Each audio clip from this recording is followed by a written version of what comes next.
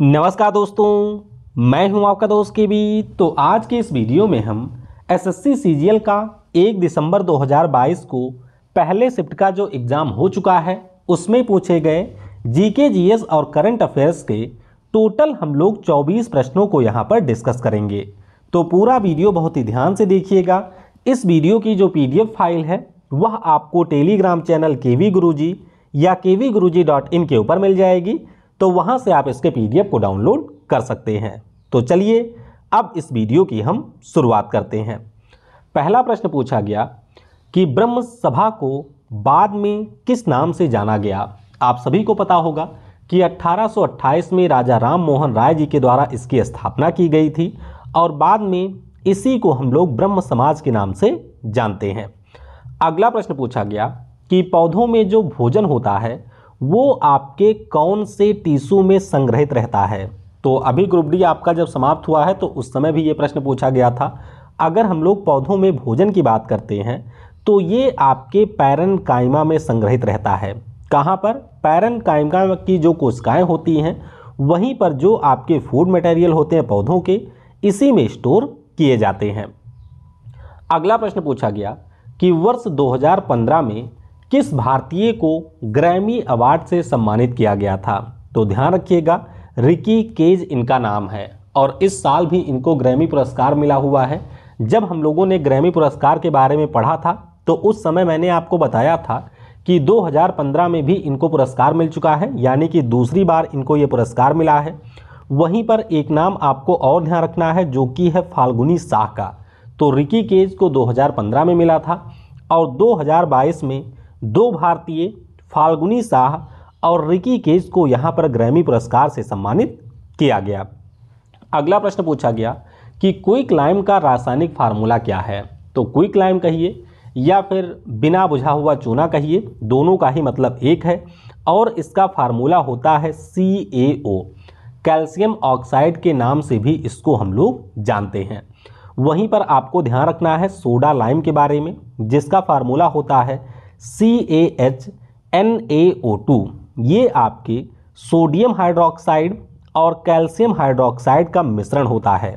तो आपसे हो सकता है पूछा जाए, सोडा लाइम इसका नाम है और यहाँ पर इसका फार्मूला है सोडियम हाइड्रोक्साइड और कैल्शियम हाइड्रोक्साइड का ये मिश्रण होता है। अगला प्रश्न पूछा गया कि अंतर्राष्ट्रीय अहिंसा दिवस कब मनाया जाता है। सिंपल सा प्रश्न है, 2 अक्टूबर यानी कि महात्मा गांधी के जन्मदिन के अवसर पर हर साल हम लोग अंतर्राष्ट्रीय अहिंसा दिवस मनाते हैं। आपको ये भी ध्यान रखना है कि संयुक्त राष्ट्र महासभा के द्वारा वर्ष 2007 में अंतर्राष्ट्रीय अहिंसा दिवस मनाए जाने की घोषणा की गई थी। अगला प्रश्न पूछा गया कि निम्नलिखित में से कौन से हमारे प्रधानमंत्री योजना आयोग के उपाध्यक्ष रहे थे। आपको पता होना चाहिए कि 15 मार्च 1950 को योजना आयोग की स्थापना की गई थी और मैंने आपको कई बार ये बता रखा है कि योजना आयोग के अध्यक्ष देश के प्रधानमंत्री होते थे, वहीं पर उपाध्यक्ष आपके समय समय पर बदलते रहते थे। पूछा आपसे ये गया है कि हमारे कौन से ऐसे पीएम हैं जो कि इसके उपाध्यक्ष रहे थे। तो आपको ध्यान रखना है, हमारे देश के ऐसे 2 पीएम हैं जो कि योजना आयोग के उपाध्यक्ष भी रह चुके हैं। एक तो हमारे PV नरसिम्हा राव साहब हैं और दूसरे हैं हमारे मनमोहन सिंह जी। तो दोनों के बारे में ध्यान रखिएगा।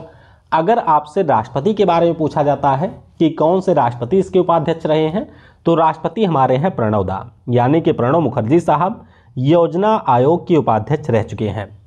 योजना आयोग के पहले उपाध्यक्ष का नाम भी पूछा जाता है तो उनका नाम गुलजारी लाल नंदा है और योजना आयोग के जो आखिरी उपाध्यक्ष थे उनका नाम है मोंटेक सिंह आहलूवालिया। तो ये सारे पॉइंट आपको यहाँ से ध्यान रखने हैं। अगला प्रश्न पूछा गया कि बैक स्टिक किस खेल से जुड़ा हुआ टर्म है। तो बैक स्टिक की अगर हम लोग बात करते हैं तो ये आपके हॉकी से जुड़ा हुआ एक टर्म है, जिसे हम लोग फील्ड हॉकी के नाम से जानते हैं। उसी से जुड़ा हुआ एक टर्म है बैक स्टिक। बाकी penalty corner, standard hit, drag flick, centre pass, ये सारे भी हमारे हॉकी से जुड़े हुए ही टर्म हैं। अगला प्रश्न पूछा गया कि वायुदूत नामक जो आपकी फ्लाइट सेवा है इसकी शुरुआत किस वर्ष किया गया था। तो वायुदूत नाम की जो फ्लाइट सेवा है इसकी शुरुआत 20 जनवरी 1981 को किया गया था। कब? 20 जनवरी 1981 को इसकी शुरुआत हुई थी और 1997 में ये फ्लाइट सेवा आपकी बंद हो चुकी है।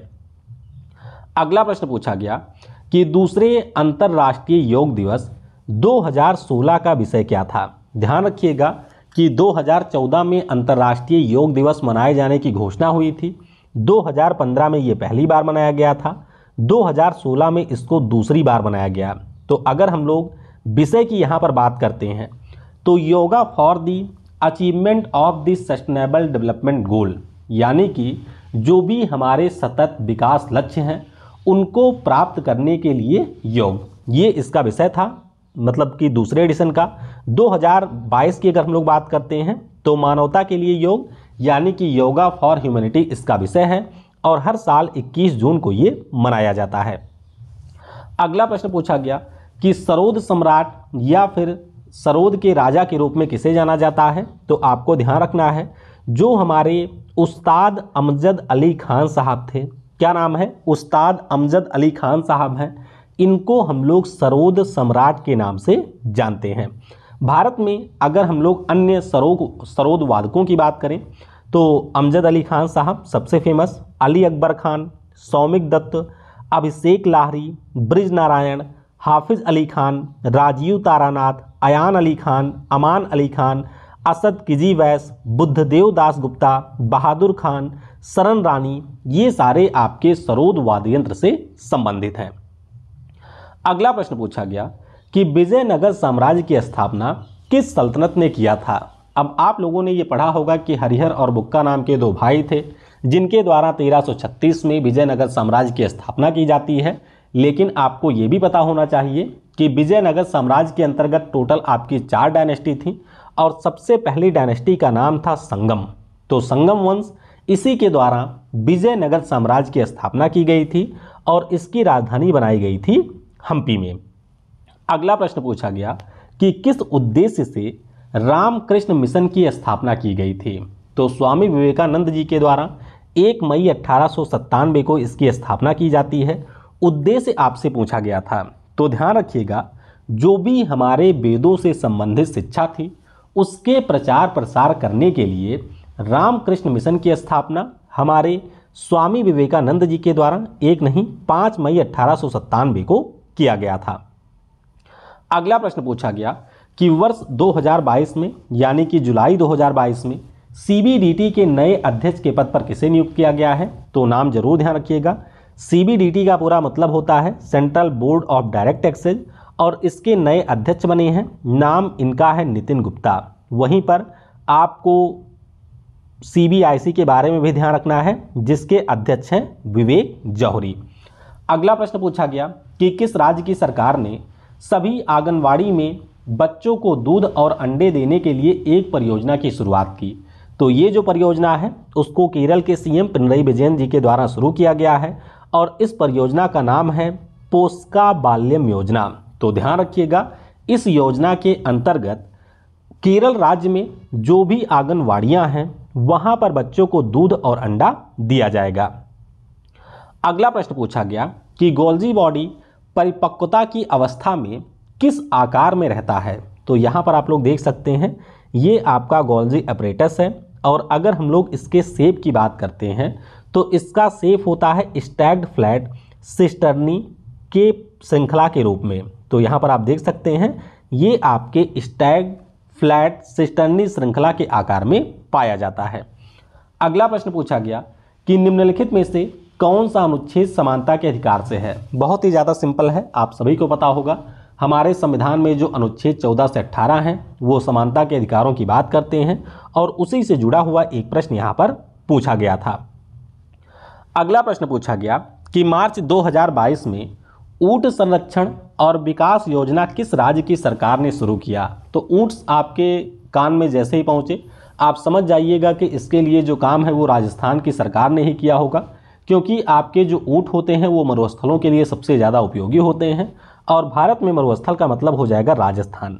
तो राजस्थान की सरकार ने मार्च में इस परियोजना की शुरुआत की है और उनके द्वारा बजट में इसकी घोषणा की गई। अगला प्रश्न पूछा गया कि भारत की संसद को अन्य किस नाम से जाना जाता है। अब इसका उत्तर आप लोग अपने कॉमन थिंकिंग से भी कर सकते थे। भारत की संसद का काम क्या होता है? तो हमारे देश में जो भी कानून या नियम बनाए जाते हैं वो भारत की संसद ही बनाती है, यानी कि विधायिका के रूप में ये कार्य करती है। तो राष्ट्रीय विधायिका के रूप में इसे जाना जाता है। अगला प्रश्न पूछा गया कि खालसा पंथ की स्थापना पर पंजाब राज्य में किस त्यौहार को मनाया जाता है? तो इस त्यौहार का नाम होता है बैसाखी। ध्यान रखिएगा, सिख धर्म के नव वर्ष की शुरुआत जो है वो आपके बैसाखी के दिन से ही होती है। अप्रैल माह में ये आपके त्यौहार को मनाया जाता है। और आपको ये भी ध्यान रखना है कि 1699 में सिख धर्म के हमारे गुरु गोविंद सिंह जी के द्वारा खालसा पंथ की स्थापना की गई थी। अगला प्रश्न पूछा गया कि कोयले का जलना यानी कि कंबसन ऑफ कोल किस प्रकार की अभिक्रिया है? तो यह आपकी एक प्रकार की कॉम्बिनेशन रिएक्शन है जिसे हम लोग संयोजन अभिक्रिया कहते हैं। आप लोग यहाँ पर देख सकते हैं कि ये हमारा कोयला है, ये आपके ऑक्सीजन की उपस्थिति में जलता है और उसके बाद में ये कार्बन डाइऑक्साइड का निर्माण करता है। अगला प्रश्न पूछा गया कि निम्नलिखित में से कौन सा नाभिकीय ऊर्जा संयंत्र नहीं है? तो सिंपल सा प्रश्न है, आप सभी को पता होगा कि भारत में टोटल 7 नाभिकीय पावर प्लांट हैं। यहाँ पर आप लोग मैप में देख सकते हैं। तारापुर वाला जो महाराष्ट्र में है ये हमारे भारत का पहला है।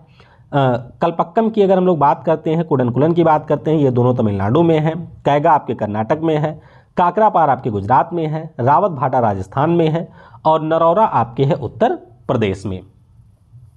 अगला प्रश्न पूछा गया कि निम्नलिखित में से कौन सा हड़प्पा सभ्यता का स्थान नहीं है? तो हड़प्पा सभ्यता के वैसे बहुत सारे स्थान हैं, यहाँ पर आप लोग देख सकते हैं, जैसे कि हड़प्पा, मोहनजोदड़ो, कोटदीजी हो गया, सुतगेंडोर हो गया, चन्हूदड़ो हो गया, ये सारे आपके पाकिस्तान में हैं। गुजरात की बात करें तो लोथल है, धौलावीरा है, सुतकोता है, भगतराव है, रंगपुर है, ये हमारे गुजरात में है। महाराष्ट्र में आपका दाइमाबाद है, राजस्थान में आपको कालीबंगन और बालाथल देखने को मिलेगा। उत्तर प्रदेश में आलमगीरपुर, संघौली है, बड़गांव है। इसी प्रकार से हरियाणा में भगवानपुरा, राखीगढ़ी, बनवाली है। पंजाब में आपको रोपण और संघोल मिलेगा। इसी प्रकार से आपको जम्मू कश्मीर में मिल जाएगा मादा। तो ये सारे जो हमारे स्थल हैं वो आपके सिंधु सभ्यता के स्थल हैं। तो पहली शिफ्ट में जो भी प्रश्न आपके पूछे गए थे उन सारे प्रश्नों को हम लोगों ने डिस्कस कर लिया है। रात की जो वीडियो होगी उसमें हम लोग पहली, दूसरी, तीसरी और चौथी शिफ्ट के जितने भी आपके प्रश्न हैं उन सारे प्रश्नों को एक ही वीडियो में डिस्कस करेंगे। Thanks for watching. जय हिंद, जय भारत और सबसे जरूरी, पढ़ेगा भारत तो बढ़ेगा भारत।